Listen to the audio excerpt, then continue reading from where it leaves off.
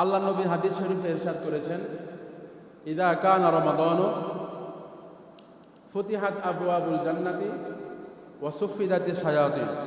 যখন রমজান মাস হয় তখন আকাশের দরজাগুলো খুলে দেওয়া হয়, জান্নাতের দরজাগুলো উন্মোচন করে দেওয়া হয়, উন্মুক্ত করে দেওয়া হয়। ওয়া সুফিদাতিশ শায়াতিন, এবং যত শয়তান আছে, ইবলিস শয়তান, মানুষকে ধোঁকা দেয়, ওয়াসওয়াসা দেয়, এই শয়তানগুলোকে শিকল দিয়ে আবদ্ধ করে রাখা হয়। তারা মানুষের পিছনে আর ধোঁকা দিতে পারে না, ওয়াসওয়াসা দিতে পারে না। প্রশ্ন হলো যে রমজান মাসে তো শয়তান শিকলে আবদ্ধ থাকে, তাহলে মানুষ কেন রমজান মাসেও শয়তানি করে? মানুষ কেন রমজান মাসেও গুনাহ করে? মানুষ কেন রমজান মাসেও টিভি দেখে? মানুষ কেন রমজান মাসে পর্দা ফালায়া পর্দার ভিতরে গিয়া চা খায় আর বাহিরে এসে ভাব ধরে রোজাদার? এগুলো কেন করে? মানুষকে কেন জুলুম করে রমজান মাসে? মানুষকে কেন মাপে কম দেয়? মানুষ কেন রমজান মাসে গান শোনে? এর উত্তরগুলো জানার দরকার আছে না নাই? উত্তর হলো এখানে কয়েকটা কথা। এক নম্বর, মানুষ যত গুনাহ করে, মানুষ শুধু শয়তানের ওয়াসওয়াসা পড়ে গুনাহ করে, বিষয়টা এমন না।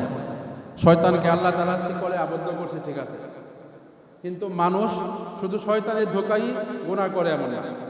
মানুষ অনেক সময় নিজের নফসের কারণেও গুনাহ করে। আল্লাহ রাব্বুল আলামিন পবিত্র কোরআনে 13 নম্বর পারার প্রথম পৃষ্ঠায় বলেছেন, ইন্নান নাফসা লাআম্মারাতুম বিসসু।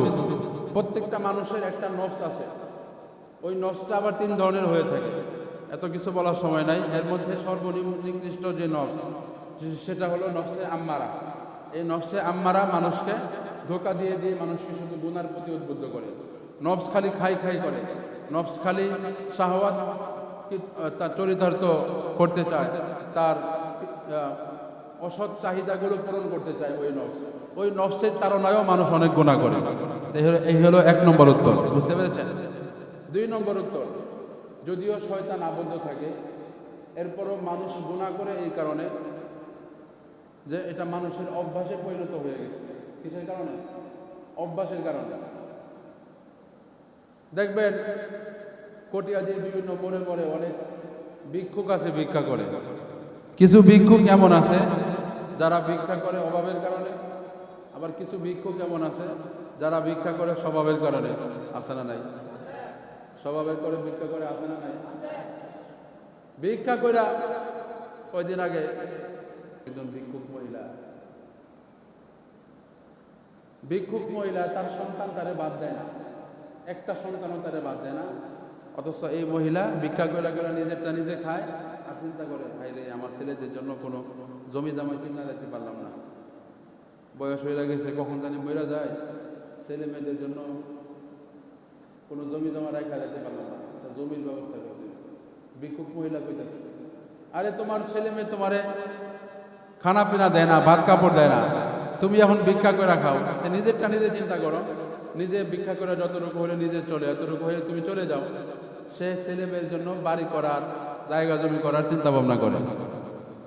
আবার অনেক এমন আছে, অনেক ভিক্ষুক যে বাড়িতে 2 তালা বাড়ি আছে, অনেক জায়গা জমি আছে, বড় লোক, কিন্তু সে স্বভাবের কারণে ভিক্ষা করে। আছে না নাই? তাহলে ভিক্ষা যারা করে সবাই কি অভাবের কারণে করে না কিছু স্বভাবের কারণেও করে না? ঠিক তেমনি ভাবে মানুষ যে রমজান মাসে গুনাহ করে, প্রশ্ন যে করেছেন যে শয়তান তো আবদ্ধ থাকে, তাহলে মানুষ রমজানে গুনাহ করে কেন? উত্তর এটাই যে শয়তানের কারণেই মানুষ সব গুনাহ করে না, কিছু কিছু গুনাহ আছে যেগুলো মানুষ নিজের অভ্যাসের কারণে করে। এই কথা বুঝতে পেরেছেন? 3 নম্বর উত্তর, একটা ফ্যান যদি চলতেছে, এই ফ্যানের সুইচটা যদি অফ করে দেওয়া হয়, ফ্যানটা কি সাথে সাথে বন্ধ হবে নাকি ঘুরতে ঘুরতে আস্তে আস্তে অফ হবে? আস্তে আস্তে না?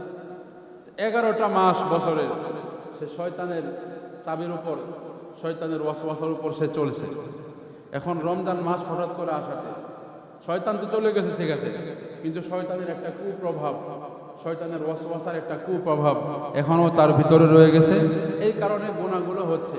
কিন্তু এটা আস্তে আস্তে কন্টিনিউ করলে, এই বিষয়টা আস্তে আস্তে রমজানটা যখন আরেকটু বাড়তে থাকবে, তখন গুনার মাত্রাটা আরো কমতে থাকবে। কথা বুঝতে পেরেছেন? 4 নম্বর, ইমাম কুরতুবী রহমতুল্লাহ আলাইহি তাফসিরে কুরতুবীতে বলেছেন যে রমজান মাসে শয়তান আবদ্ধ করে রাখা হয় এবং এতে কোনো বান্দা গুনাহ করতে পারবে না, গুনাহ হবে না কোনো বান্দা দ্বারা। তবে এটার জন্য শর্ত হইল আল্লাহ এবং আল্লাহ রসুল যেভাবে আমাদেরকে রোজা রাখতে বলেছেন, যেই বিষয়গুলো মেনটেন করে, যেই বিষয়গুলো মাথায় রেখে আমাদেরকে রোজা রাখার কথা বলেছেন, এই বিষয়গুলো মাথায় রেখে যদি কোনো রোজাদার রোজা রাখে, তাহলে ওই রোজাদারের দ্বারা কোনো গুনাহ হতে পারে না। যেমন গত সপ্তাহে আমরা আলোচনা করেছি, লাআল্লাকুম তাত্তাকুন, কুতিবা আলাইকুমুস সিয়াম, তোমাদের উপর রোজা ফরজ করা হয়েছে যাতে করে তোমরা মুত্তাকি হতে পারো। গেছেন আলোচনা? এই যে মুত্তাকি আমরা কিভাবে হব, অর্থাৎ যে কোনো কাজ করার সময় আল্লাহ তাআলা আমাকে দেখতেছেন, এই ধ্যান খেয়াল নিজের মধ্যে পয়দা করা। কথা বোঝেন নাই? একজন প্রকৃতপক্ষে যে রোজাদার, যে হঠকারিতা করে না, রোজা রাখে, সে কি মানুষের সামনে যেমন সে খায় না, পান করে না, সে যদি আবদ্ধ করে এক জগ পানি পায়, সে কি খাবে? কথা কয় না। কারণ সে কাকে ভয় করে? আল্লাহকে ভয় করে। তাহলে এই যে রোজা থেকে আমরা যে তাকওয়ার শিক্ষা পেলাম, যে মানুষের সামনে হোক অথবা নির্জনে হোক, আমি যদি এক ফোঁটা পানিও খেয়ে ফেলি, তাহলে এটা কে দেখতেছেন? আল্লাহ দেখতেছেন। এই যে একটা মনোভাব মানুষের রোজাদারের ভিতরে যে তৈরি হয়, এই মনোভাবটা শুধু রোজার ক্ষেত্রে সীমাবদ্ধ করে রাখা যাবে না। এই মনোভাবটা রোজা ছাড়াও নিজের জীবনের সব ক্ষেত্রে এই বিষয়টা ছড়িয়ে দিতে হবে, বিস্তৃত করে দিতে হবে, যে আল্লাহ তো আমাকে দেখতেছে। যে কোনো কাজে হাত বাড়ানোর আগে চিন্তা করতে হবে, হ্যাঁ রে, আল্লাহ তো আমাকে দেখতেছে, এই কাজটা করলে কি আল্লাহ খুশি হবে, নাকি এই কাজটা করলে আল্লাহ নারাজ হবে।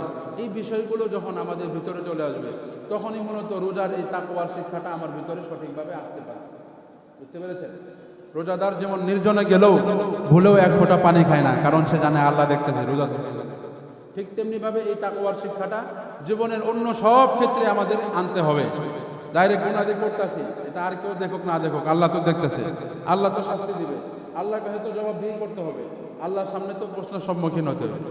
এই বিষয়গুলো যদি মাথায় রাখে, আল্লাহ এবং আল্লাহ রসুলের বাতলে দেওয়া পদ্ধতিতে যদি কেউ রোজা রাখে, তাহলে শয়তান আবদ্ধ হওয়ার পরে তার দ্বারা আর কখনো কোনো গুনাহ হবে না।